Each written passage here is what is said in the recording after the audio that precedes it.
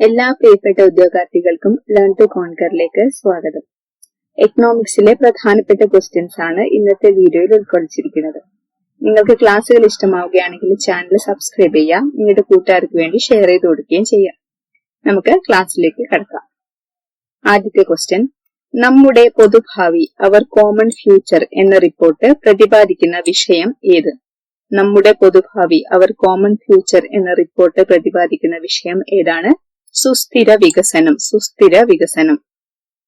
ഐക്യരാഷ്ട്ര സംഘടന 1987 ഒക്ടോബറിൽ പ്രസിദ്ധീകരിച്ചതാണ് അവർ കോമൺ ഫ്യൂച്ചർ. അവർ കോമൺ ഫ്യൂച്ചർ അല്ലെങ്കിൽ ബ്രെഡ്ലാൻഡ് റിപ്പോർട്ട് എന്ന് പറയുന്നു. ബ്രെഡ്ലാൻഡ് റിപ്പോർട്ട് ഐക്യരാഷ്ട്ര സംഘടന 1987 പ്രസിദ്ധീകരിച്ച റിപ്പോർട്ടാണ് അവർ കോമൺ ഫ്യൂച്ചർ അല്ലെങ്കിൽ ബ്രെഡ്ലാൻഡ് റിപ്പോർട്ട്.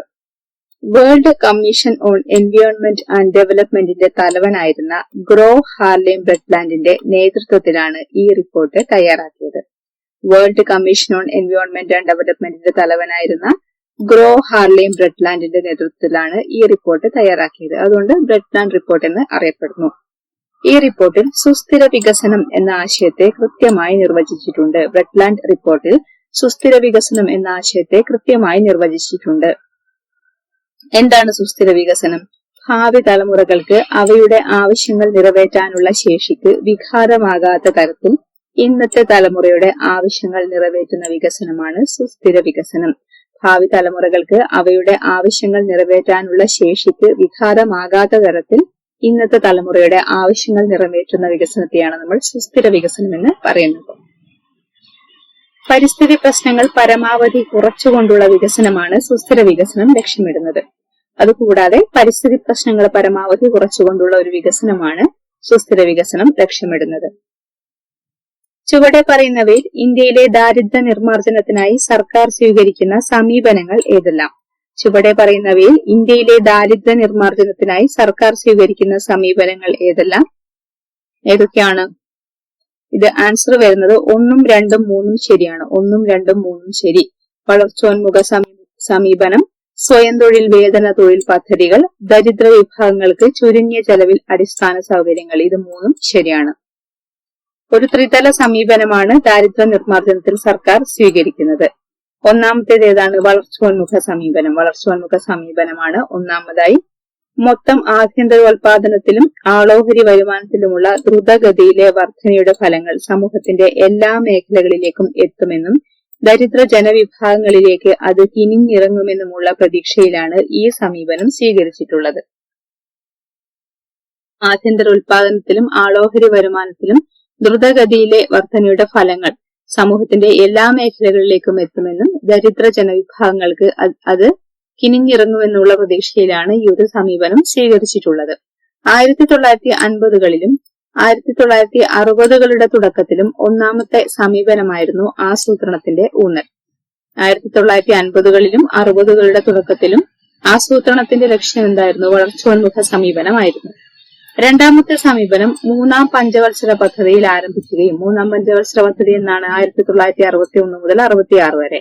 രണ്ടാമത്തെ സമീപനം ഈ ഒരു കാലയളവിൽ ആരംഭിക്കുകയും ക്രമേണ വികസിക്കുകയും ചെയ്ത സ്വയം തൊഴിൽ വേതന തൊഴിൽ പദ്ധതികളാണ്. സ്വയം തൊഴിൽ വേതന തൊഴിൽ പദ്ധതികളാണ് ഇവ.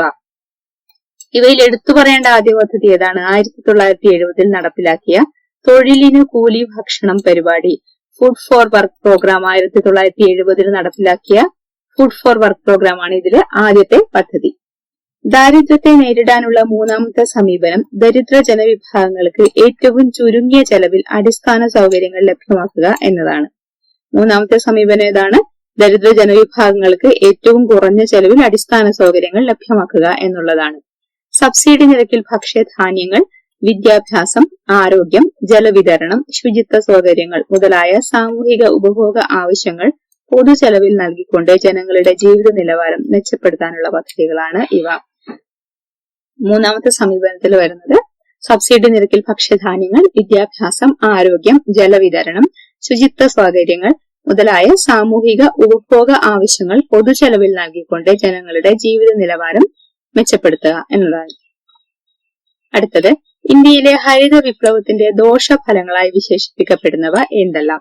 ഇന്ത്യയിലെ ഹരിത വിപ്ലവത്തിന്റെ ദോഷഫലങ്ങളായി വിശേഷിപ്പിക്കപ്പെടുന്നവ എന്തെല്ലാം? ഈ ഹരിത വിപ്ലവം ഇപ്പോൾ വരുന്ന എക്സാമുകൾക്കും ചോദിക്കുന്ന ഒരു ഭാഗമാണ്, ശ്രദ്ധിച്ചിരിക്കുക.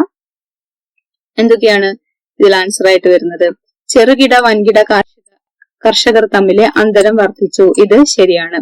അതുപോലെ വിളകൾക്കുണ്ടായ കൂടിയ നിരക്കിലെ കീടാക്രമണ സാധ്യത, ഇതും ശരിയാണ്. ഇത് രണ്ടും ശരിയല്ല. അപ്പൊ ഇതാണ് ആൻസർ. 1, 3 ശരി, 1, 3 ശരി എന്നുള്ളതാണ് ആൻസർ. ഹരിത വിപ്ലവം എന്നത് അത്യുൽപാദന ശേഷിയുള്ള വിത്തിനങ്ങളുടെ, പ്രത്യേകിച്ച് ഗോതമ്പിന്റെയും നെല്ലിന്റെയും ഉൽപാദനത്തിലുണ്ടായ വർധനയെ സൂചിപ്പിക്കുന്നു. ഹരിത വിപ്ലവത്തില് വർധനയുണ്ടായ ധാന്യങ്ങൾ ചോദിച്ചു കഴിഞ്ഞാൽ ഗോതമ്പും നെല്ലുമാണ്. ഗോതമ്പും നെല്ലും. ഹരിത വിപ്ലവം എന്നത് അത്യുൽപാദന ശേഷിയുള്ള വിത്തിനങ്ങളുടെ, പ്രത്യേകിച്ച് ഗോതമ്പിന്റെയും നെല്ലിന്റെയും ഉൽപാദനത്തിലുണ്ടായ വർധനയെ സൂചിപ്പിക്കുന്നു. അത്യുൽപാദന ശേഷിയുള്ള വിത്തിനങ്ങൾ, ജലസേചന സൗകര്യങ്ങൾ, രാസവളം, കീടനാശിനികൾ, കുറഞ്ഞ പലിശയിൽ സാമ്പത്തിക സഹായം എന്നിവ ഉപയോഗപ്പെടുത്തി കാർഷിക ഉൽപാദനത്തിൽ വരുത്തിയ ഗണ്യമായ പുരോഗതിയായിരുന്നു ഹരിത വിപ്ലവം അഥവാ ഗ്രീൻ റെവല്യൂഷൻ. അത്യുൽപാദന ശേഷിയുള്ള വിത്തിനങ്ങൾ, ജലസേചന സൗകര്യങ്ങൾ, രാസവളം, കീടനാശിനികൾ, കുറഞ്ഞ പലിശയിൽ സാമ്പത്തിക സഹായം എന്നിവ ഉപയോഗപ്പെടുത്തി കാർഷിക ഉൽപാദനത്തിൽ വരുത്തിയ ഗണ്യമായ പുരോഗതിയായിരുന്നു ഹരിത വിപ്ലവം അല്ലെങ്കിൽ ഗ്രീൻ റെവല്യൂഷൻ. ഹരിത വിപ്ലവത്തിന്റെ ഒന്നാം ഘട്ടം അരങ്ങേറിയത് 1960 മുതൽ 1970 വരെ കാലയളവിലാണ്. ഒന്നാം ഘട്ടം, ഹരിത വിപ്ലവത്തിന്റെ ഒന്നാം ഘട്ടം 1960 മുതൽ 70 വരെയുള്ള കാലഘട്ടത്തിലാണ്. ഹരിത വിപ്ലവത്തിന്റെ രണ്ടാം ഘട്ടം 1970 മുതൽ 1980 വരെയായിരുന്നു. രണ്ടാം ഘട്ടം 1970 മുതൽ 80 വരെ ആയിരുന്നു. ഹരിത വിപ്ലവം ചെറുകിട കർഷകരും വൻകിട കർഷകരും തമ്മിലുള്ള അന്തരം വർദ്ധിപ്പിച്ചു.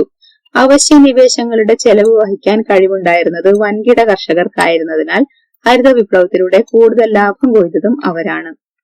അതുകൊണ്ടാണ് ചെറുകിട കർഷകരും വൻകിട കർഷകരും തമ്മിലുള്ള വ്യത്യാസം വർദ്ധിപ്പിച്ചു എന്ന് പറയുന്നത്. ഇങ്ങനെയുള്ള കാര്യങ്ങളൊക്കെ അഫോർഡ് ചെയ്യാൻ ശേഷിയുള്ളവർക്കാണ്, വൻകിട കർഷകർക്കാണ്. അങ്ങനെ വൻകിട കർഷകർക്ക് കൂടുതൽ ലാഭം കൊയ്യാൻ സാധിച്ചു. അത്യുൽപാദന മേന്മയുള്ള വിളകൾക്ക് കൂടുതൽ കീടാക്രമണ സാധ്യത ഉണ്ടായിരുന്നു എന്നതായിരുന്നു മറ്റൊരു ഭീഷണി. അത്യുൽപാദന മേന്മയുള്ള വിളകൾക്ക് കൂടുതൽ കീടാക്രമണ സാധ്യതയുണ്ടായിരുന്നു എന്നതായിരുന്നു മറ്റൊരു ഭീഷണി. ഇത്രയുമാണ് ഈ ഒരു ക്ലാസ്സിൽ ഉൾക്കൊള്ളിച്ചിരിക്കുന്നത്. ക്ലാസ്സിനെ കുറിച്ചുള്ള നിങ്ങളുടെ അഭിപ്രായങ്ങൾ അറിയിക്കുക. നമുക്ക് മറ്റൊരു ക്ലാസ്സുമായിട്ട് വീണ്ടും കാണാം. Thank you for watching.